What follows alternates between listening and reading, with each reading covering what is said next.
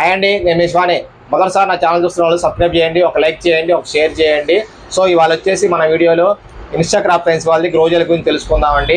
ఈ గ్రోజల్ దేనికి పని చేస్తుంది, దీని ధర ఎంత ఉంది మార్కెట్లో, ఎకరానికి ఎంత డోసు వాడుకో తెలుసుకుందామండి. ఈ గ్రోజల్ వచ్చేసి కేజీ వచ్చేసి సుమారుగా 600 ఉంది మార్కెట్లో. సో గ్రోజల్ ఎంత ఎకరానికి వచ్చేసి మనం 250 గ్రాములు వాడుకోవచ్చు అండి. పైన పిచికారీ చేసుకునేటప్పుడు 250 గ్రాములు సరిపోతుంది.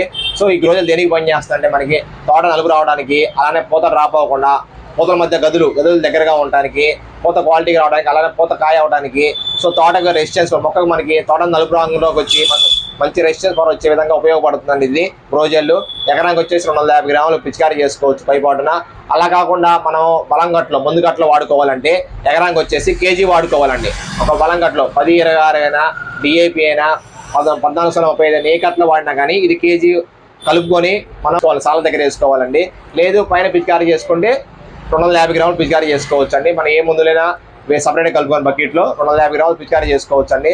థ్యాంక్ యూ అండి. లైక్ చేయండి, సబ్స్క్రైబ్ చేయండి ఛానల్.